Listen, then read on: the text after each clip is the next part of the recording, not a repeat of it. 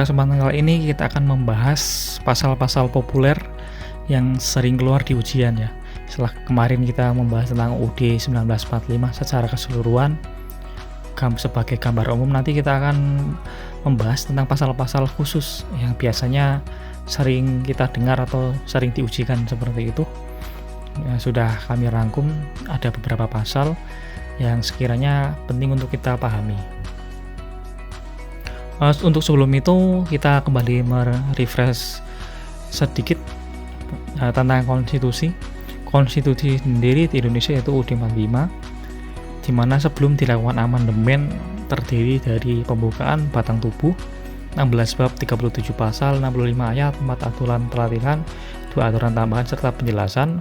Setelah dilakukan 4 kali perubahan menjadi pembukaan batang tubuh yang terdiri dari 16 bab 37 pasal 194 ayat dan 3 aturan peralihan 2 aturan tambahan. Yang berbeda adalah jumlah ayat dan aturan peralihannya, dari 65 menjadi 194 dan dari 4 menjadi 3. Kemudian untuk tanggal amandemen sendiri barangkali ini bisa bermanfaat, siapa tahu ditanyakan.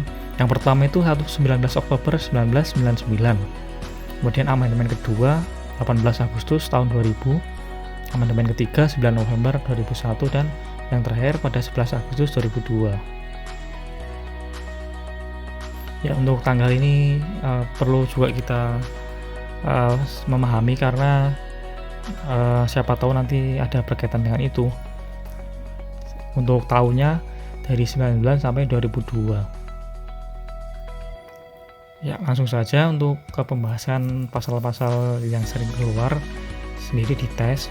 Biasanya itu pasal-pasal yang berkaitan dengan Pancasila ya,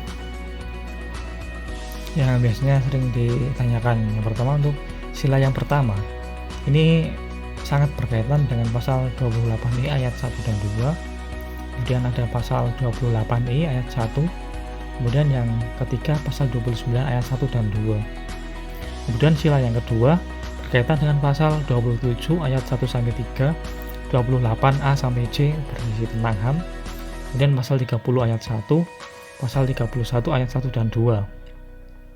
Kemudian sila ketiga pasal 1 ayat 1 sampai 3 ini bentuk negara ya. Pasal 18B ayat 1 dan 2, pasal 25A, pasal 35, 36. Nah, ini untuk 35, 36 seperti yang kita kemarin bahas, yaitu tentang 2B2L, bahasa, bendera bahasa, lagu dan lambang negara ya. Kemudian sila keempat ada pasal 7 ayat 1, pasal 19 ayat 1, pasal 22 ayat 1 sampai 3, pasal 37 ayat 1 dan 2. Untuk sila yang kelima pasal 31 ayat 1 2, pasal 33 1 sampai 3 dan pasal 34 ayat 1 dan 2. Ini perlu kita mempelajarinya ya, agar kita lebih mudah menghafalkannya. Karena kalau terlalu banyak juga kita terkadang bingung. Kemudian untuk sila yang pertama yaitu pasal 28E ayat 1, setiap orang bebas memeluk agama dan beribadat menurut agamanya, memilih pendidikan pengajaran dan memilih pekerjaan. Untuk ayat 2-nya, setiap orang bebas meyakini kepercayaan, menyatakan pikiran sikap sesuai dengan hati nuraninya.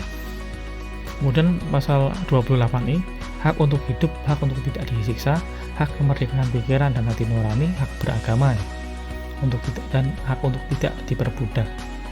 Ini masuk dalam pasal HAM sebenarnya, cuman juga menyangkut terkait dengan kebebasan beragama ya. Nah, untuk pasal yang 29 ini salah satu yang mendasari adanya sila 1 ini yaitu negara berdasar atas ketuhanan yang Maha Esa. Kemudian ayat 2-nya, negara menjamin kemerdekaan tiap-tiap penduduk untuk memeluk agamanya masing-masing dan untuk beribadat menurut agama dan kepercayaan itu.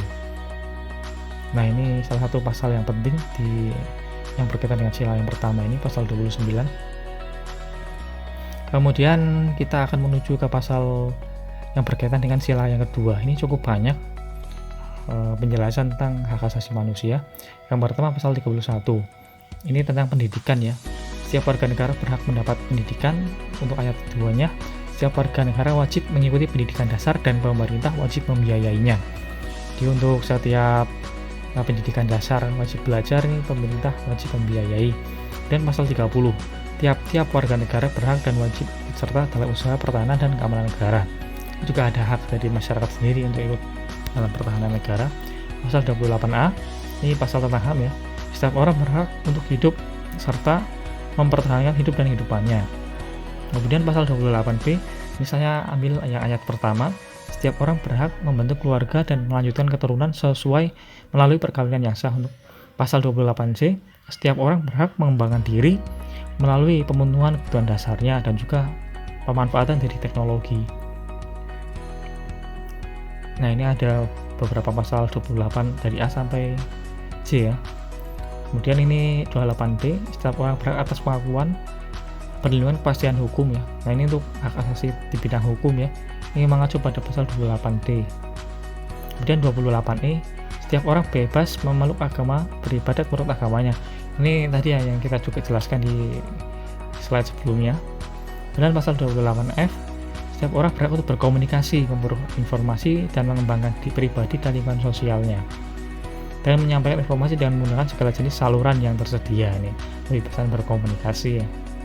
Kemudian pasal 28G, setiap orang berhak atas perlindungan diri pribadi, keluarga, kehormatan, martabat, dan harta benda, bebas dari ketakutan atau tidak sesuatu yang memaksakan hak asasi seperti ini. Nah, ini untuk pasal 28.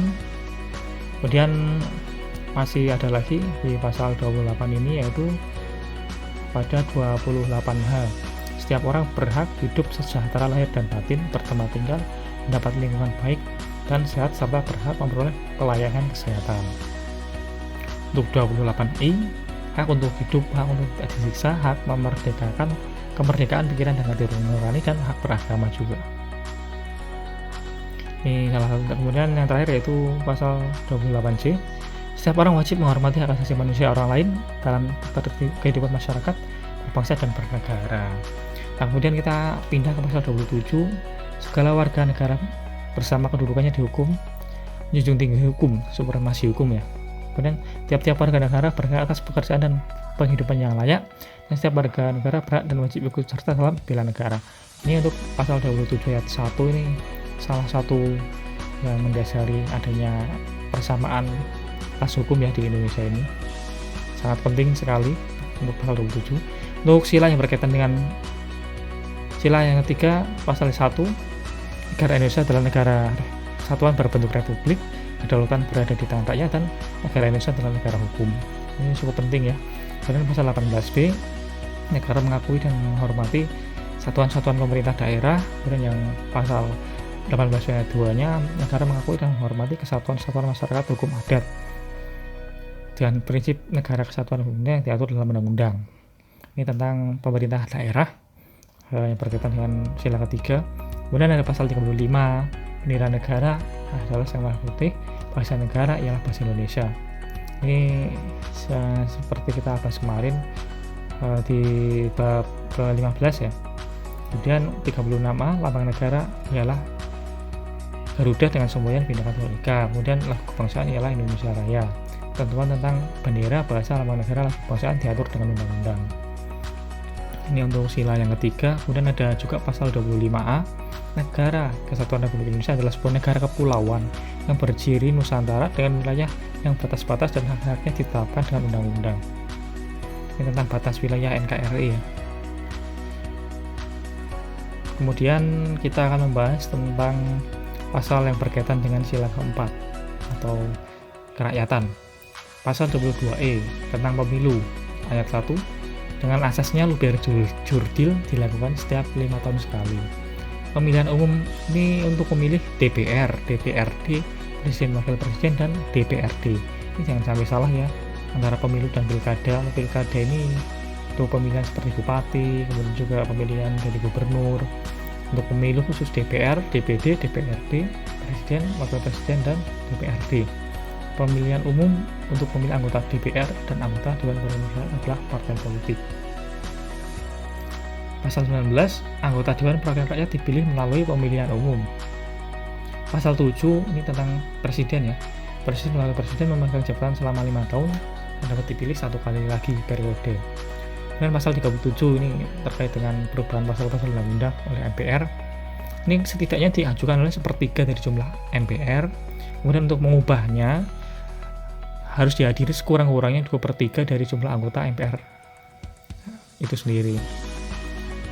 Nah, ini untuk lebih lanjut nanti dibaca lagi ayat-ayat yang lainnya. Ini saya hanya mengutip beberapa ayat dari pasal 27 ini. Nanti teman-teman bisa membaca literatur yang lebih lengkap. Kemudian yang terakhir yaitu UUD yang berkaitan dengan sila kelima. Nah, ini pasal 33. Perekonomian disusun sebagai usaha bersama berdasar atas asas kekeluargaan. Dan cabang produksi yang penting bagi negara, menguasai hidup hajat orang banyak, dikuasai oleh negara. Kemudian yang ayat 3-nya bumi, air, dan kekayaan alam nih, dikuasai oleh negara, digunakan untuk kemakmuran rakyat sebesar-besarnya. Nah, ini sering keluar juga biasanya beberapa soal ujian. Pasal 31 ini tentang pendidikan. Warga negara berhak mendapat pendidikan dan warga negara wajib mengikuti pendidikan dasar yang dibiayai pemerintah. Nah, ini untuk pasal 34 ini juga cukup terkenal. Fakir miskin dan anak-anak terlantar dipelihara oleh negara. Negara mengembangkan sistem jaminan sosial bagi seluruh rakyat yang lemah dan tidak mampu sesuai dengan harkat martabat manusia.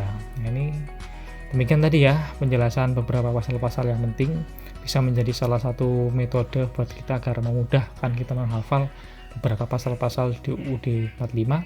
Mudah-mudahan video ini bermanfaat. Jangan lupa subscribe, like, and share ya, dan nantikan video-video kami selanjutnya. Salam.